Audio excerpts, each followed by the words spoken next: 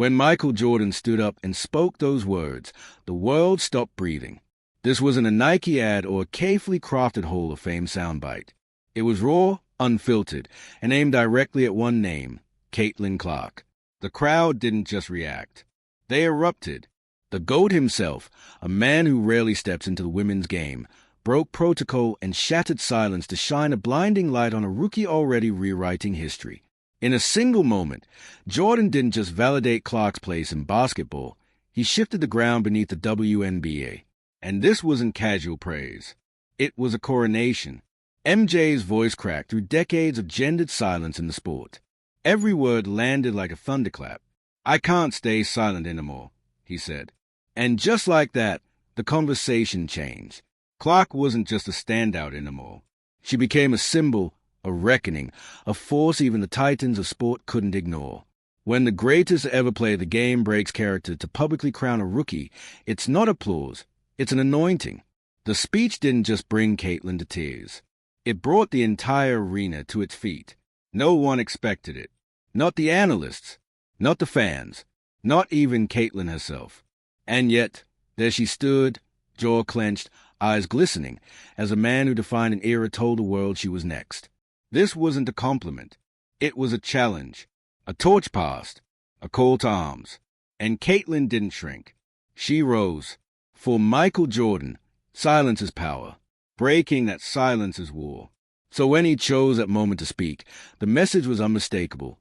Caitlin Clark has that fire, the kind that scares people. He wasn't flattering her.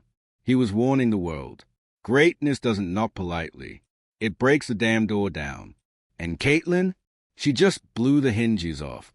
But the true aftershock wasn't just in what Jordan said. It was in who heard it. The basketball world has been put on notice. This isn't a phase. It's not a trend. It's the beginning of a revolution. And the man who built revolutions just made that crystal clear. Larry Bird doesn't talk unless he means it.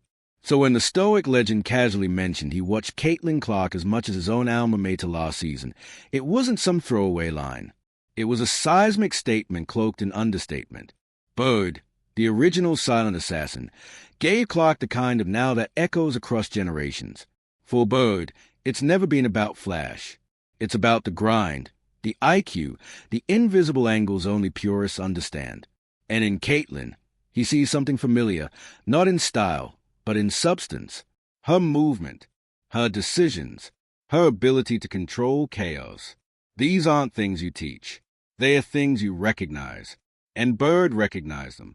He didn't shout it. He never does. That's what made it hit harder. Because when Bird speaks, legends listen. And when he connected Caitlin to the game that shaped his life, that wasn't praise. That was placement. He was putting her in the canon, among the greats. Not for show, for skill. And coming from Bird, that's rarer than gold. This wasn't a PR moment.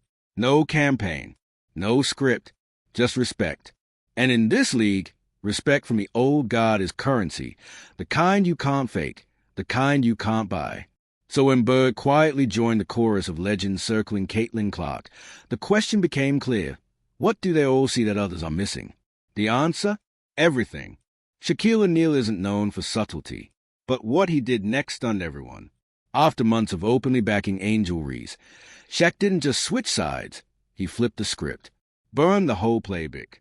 With the cameras rolling and the world watching, Shaq said 5 words no one expected. Now I'm not Shaq. I'm a fan. Those words stripped away decades of bravado. This wasn't the big diesel, the Hall of Fame giant clowning around. This was a man humbled by Caitlin Clark. He didn't just say she was good. He explained why. Her poise, her playmaking, her elevation of everyone around her. For Shaq, who's seen every trick in the basketball book, Caitlin wasn't just impressive. She was different. What made it even more jaw-dropping was that this came from someone who didn't believe the hype at first. Shaq wasn't on the bandwagon. He built one for someone else. But Caitlin made him rethink everything. Her intelligence on the court, her gravity, the way her decisions didn't just dazzle, they won.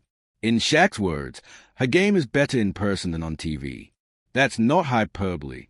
That conversion. This is a man who played with Kobe, stood next to D-Wade, and dominated with brute force, and now he stands in awe of a rookie's finesse. This wasn't a gimmick. This was an awakening. And when Shaq changes his mind, the whole world listens.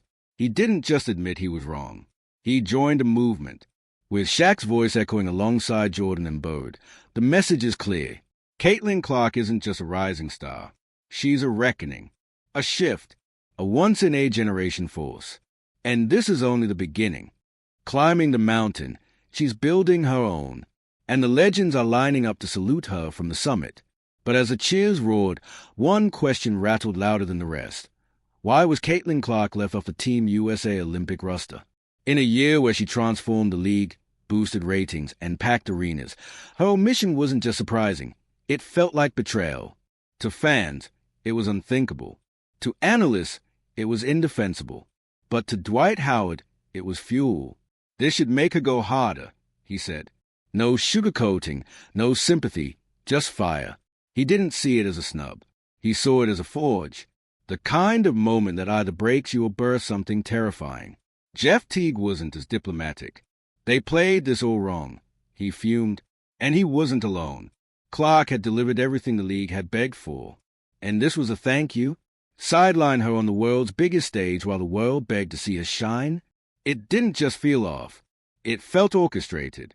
Rick Barry didn't pull punches. He said what many were thinking. This wasn't basketball politics. This was personal. The hits Caitlin took on the court weren't just physical. They were symbolic. She was being tested, targeted, and silenced, and no one in power was stepping in. But instead of breaking, Caitlin disappeared. Not in defeat, but into the shadows, training harder, grinding in silence. While the cameras turned to Paris, she turned inward, and in that quiet, something dangerous began forming. A storm, a comeback, a reckoning, the kind that makes everyone who doubted her regret it for the rest of their careers. The problem wasn't just exclusion. It was a message, and that message became crystal clear. Even greatness isn't safe from the system, especially when greatness was a ponytail and speaks softly. Caitlin Clark wasn't just left off a list. She was being taught a lesson. And yet, she didn't blink. Rick Barry, a man forged in an era of blood and sweat, called a hit she took reprehensible. Coming from him, that's not exaggeration. It's an alarm bell. Barry knows what rough play is. And this was targeted. Every foul wasn't just contact. It was a statement. You don't belong here. You don't get to change the game this fast. And every time Caitlin got up without a word, she made her own statement. Watch me. No theatrics. No press conference rants. Just buckets. Just silence. But silence speaks. And hers? It echoed. Her teammates felt it. Her rivals feared it. The league, despite its resistance, needed her. Because every game she played turned into an event. Every court she stepped on became a battlefield. And every point she scored was a declaration of defiance. By refusing to break, Caitlin didn't just survive. She ascended. And the league that tried to keep her quiet suddenly found itself unable to talk about anything else. Then Michael Jordan lit the match again. He didn't just compliment Clark. He challenged the system that failed her. She's better than every player on that Olympic team, he said. Let that sink in. From the GOAT's mouth, not just talent, not just hype, but better. And he wasn't done. Jordan called out the officiating, the silence from league execs, and the whispered resentment. They are not scared of her game, he warned. They are scared of what she represents. That kind of honesty from MJ isn't just an opinion. It's a command. He sees what many fear. Caitlin isn't just disrupting the league. She's replacing the blueprint. She's forcing sponsors, coaches, and veterans to reckon with a new era. One that doesn't wait for approval. One that doesn't ask permission. One that dominates. And with that, the tension exploded. Because Jordan's words weren't just aimed at fans. They were a mirror held up to the league's face. Protect her, or lose her. And in that moment, the weight of every cheer, every foul, and every ignored call came crashing down. The WNBA now faces a choice. Embrace the revolution, or get crushed by it. And the clock is ticking. Steph Curry entered the conversation next. And when Steph talks shooting, the world listens. But he didn't call Caitlin a great shooter. He called her a floor general. He didn't highlight the threes. He spotlighted her vision, the way she controls a game. Coming from a four-time NBA champion who redefined spacing, that's not praise. That's prophecy. Steph sees himself in Caitlin, not because of the distance, but because of the dominance, the surgical precision, the manipulation of time, space, and momentum. He pointed to her floor game, the thing casuals miss, the decisions that win games before the shot even leaves her hands. And he wasn't just giving her flowers. He was co-signing her legacy, putting her in the rear of strategists, not just scorers. Their names are already being written in the same breath, and this is only the beginning.